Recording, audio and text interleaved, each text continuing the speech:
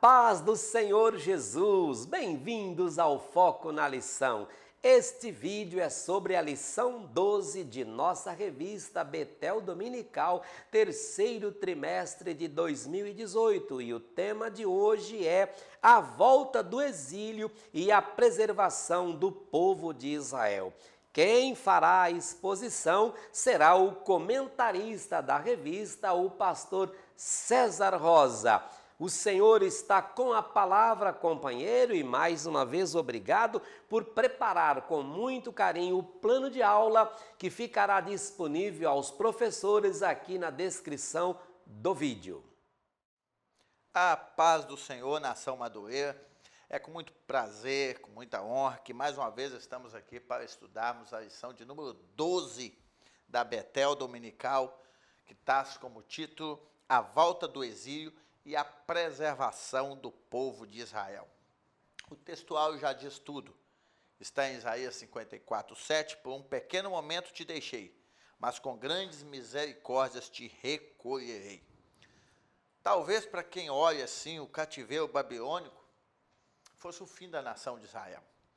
Uma nação que depois de tanta idolatria, rebeldia e adultério contra Deus, foi para uma nação ser como cativa na Babilônia, mas Deus restaura aquela nação.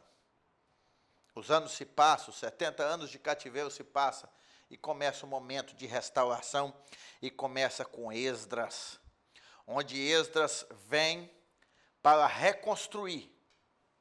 E nessa reconstrução de Esdras, ele começa um bom trabalho para que venha a executar uma grande obra para Deus.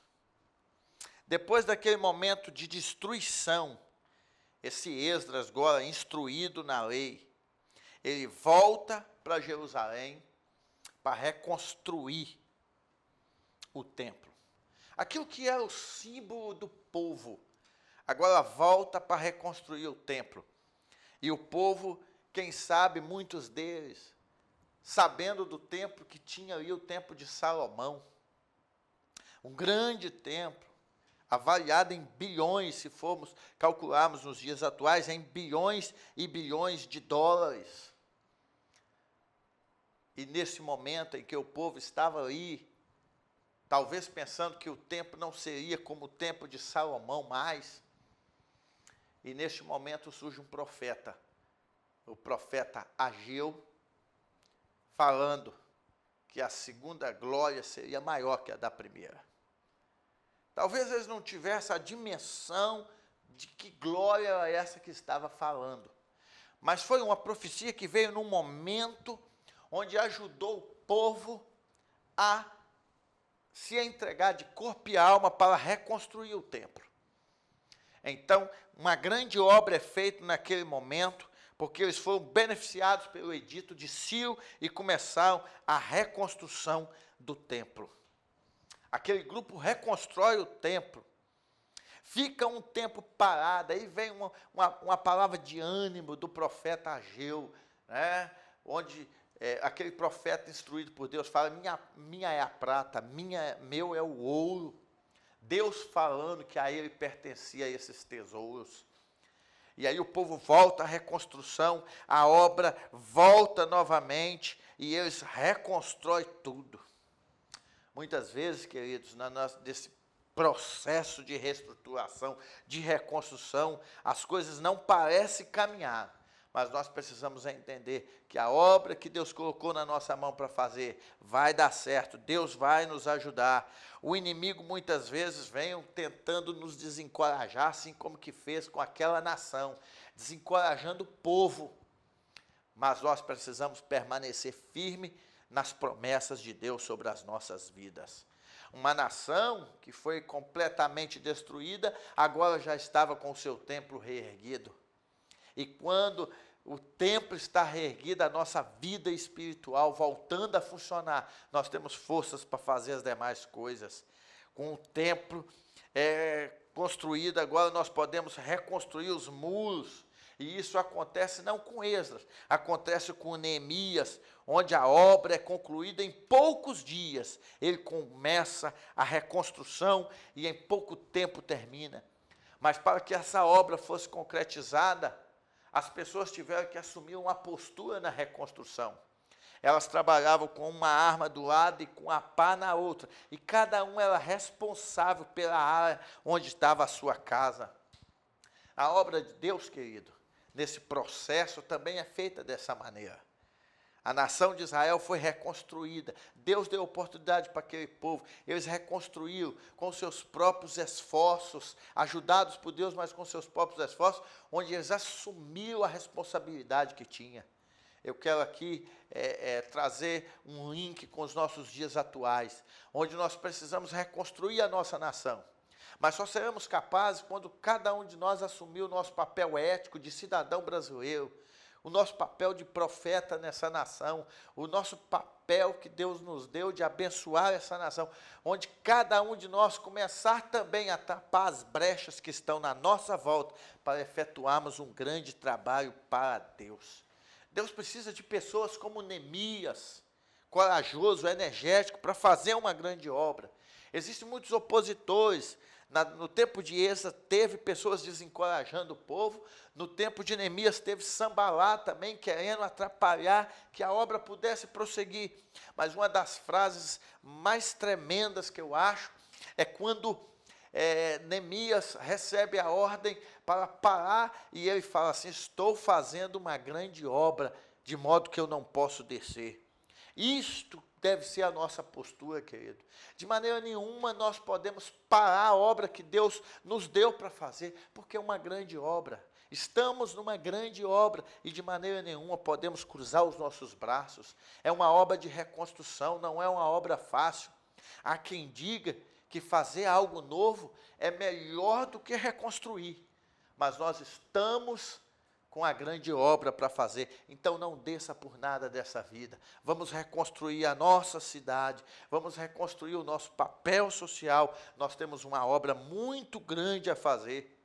Diante de tantas intempéries enfrentada por Neemias, em 52 dias ele consegue reconstruir todos os muros. Sabe por quê, queridos? Porque o povo se uniu num só propósito. Nós já tivemos a pauta de uma convenção dizendo que unidos somos milhões. E se somos milhões, podemos fazer muito mais. Nós podemos fazer uma grande obra se nós estivermos todos unidos em um só propósito. Só que os judeus começam essa restauração, mas vem também o período onde os judeus conseguem um grande êxito, que foi no ano de 165, antes de Cristo, que foi o período dos Macabeus, onde eles conseguem a independência nacional. Por isso que eu falo que a história dessa nação é uma história de superação, é uma história que traz a marca de Deus. Porque no ano de 586, essa nação foi quase destruída e ela foi restaurada. Agora chegou ao ponto de ter uma independência nacional com os macabeus, mas devido a alguns problemas que aconteceram, eles sucumbiram ao domínio romano. Teve a destruição de Jerusalém, muitos judeus também foram mortos, mas o pior acontecimento de tudo isso, querido, sabe qual foi? Foi o grande holocausto, onde 6 milhões de judeus foram dizimados. É terrível quando você vê a história do Holocausto e você vê o que esse povo sofreu nos centros de concentração. Teve até alguns escritores que chegaram a dizer que era inadmissível que se acontecia nos centros de concentrações, como o de Auschwitz. Então nós precisamos entender que sempre houve momentos na história do povo em que ele foi quase sucumbido. E o Holocausto foi um deles.